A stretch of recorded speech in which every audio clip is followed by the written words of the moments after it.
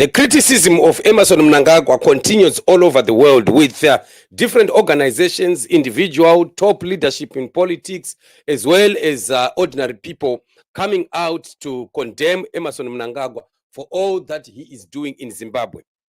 The situation still remains very, very dire as we see Mnangagwa not relenting from his actions because despite all the criticism that he has received all over the world, we still see Mnangagwa going on and on, hunting down people, and even most of his thugs being seen everywhere, still jumping through fences, through walls, trying to abduct more and more people.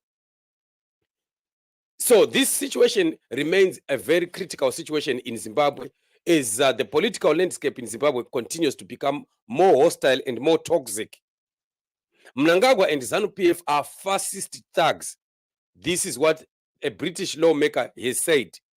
When you start to see criticism that is coming from as far as the British government and international organizations, as well as other countries that are democratic, that are up there, it means that the whole world is quite aware of who Mnangagwa is and what Mnangagwa is causing in Zimbabwe. And it is very, very sad and unfortunate that we continue to see such kind of actions that we are seeing from Mnangagwa continuously going on.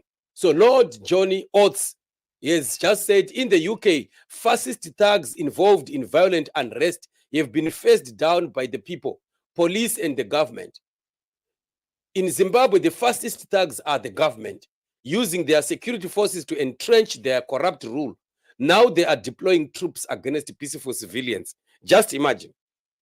And this can never be far from the truth, because this exactly is what is happening. Remember what happened in Britain in the past few days, where we had individuals who just went wrong and started to attack people, especially those people with black skin and their businesses and things like that. It was just happening.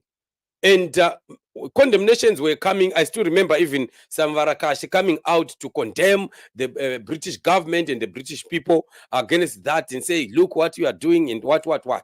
But eventually it was realized that no. This had nothing to do with the government. It had nothing to do with the ordinary British citizens. So what happened was the citizens themselves, the responsible citizens, had to rise and gather and started to apprehend all those rogue elements. And with the help of the police, they managed to take down all that. And it seems now calmness has been achieved. So this is what Lord Johnny is saying, that the thugs had arisen in Britain, and ordinary citizens, together with the police, fought and pulled them down.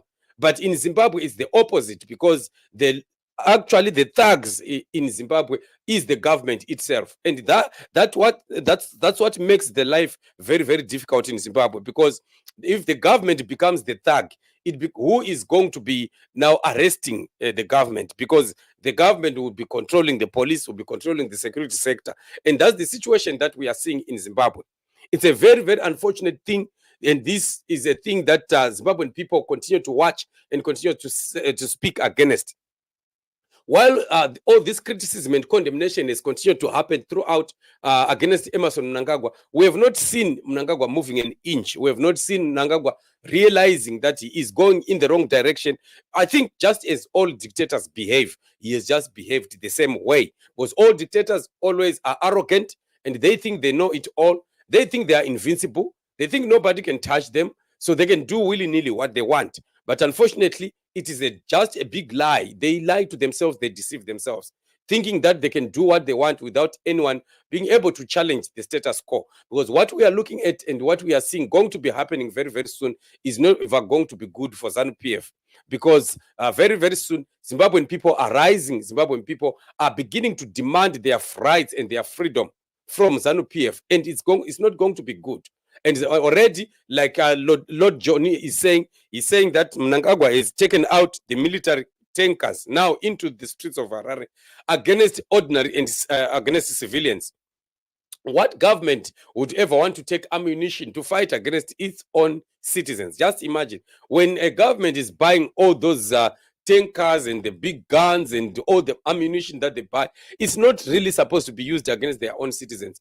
Those are ammunitions that are supposed to be used when the land is being invaded, when there is an enemy that may want to invade the country, where the military will have to protect the state. You see, but unfortunately, when we look at it in Africa, the same ammunition that is being bought for war situations is being used against the ordinary citizens of the nations. And this is the problem that Africa needs to attend to. This is a problem that leadership in Africa are supposed to be looking into. And I think to some extent it has been especially common with these old generation leaders.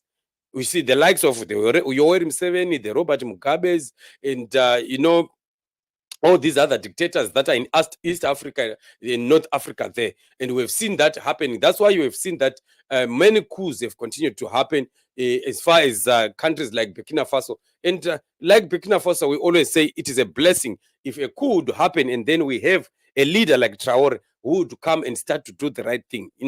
That is what civilian presidents are supposed to be doing. A civilian elected leader is supposed to be behaving like what Traore is doing there. But I think to some extent, Traore will leave. By the time that he leaves, he will have really moved Burkina Faso a step ahead, a step forward. And it's surprising that people that want to call themselves civilian leaders are behaving more than dictatorship, more than military dictatorships, like what we are seeing with Emerson Mnangagwa. He wants to portray that his second republic is a civilian government that is being voted for by the people of Zimbabwe. Yet the way that they behave worse than any military dictatorship that is run by soldiers and not him as an ordinary elected official. So, but unfortunately, it's not going to be business as usual, because Zimbabwean people have decided that they are getting into the streets and they are going to be fighting to remove this rogue and illegal regime that has caused the suffering of the Zimbabwean people for a very, very long time. So all that we are saying is, Zimbabwe, arise. This is your time. This is your season. Arise and demand your freedom from ZANU PF. This is time that God is fighting in our corner to grant Zimbabwe back into the hands of its rightful people. And nobody is supposed to be giving up at this stage. This is the time to march forward,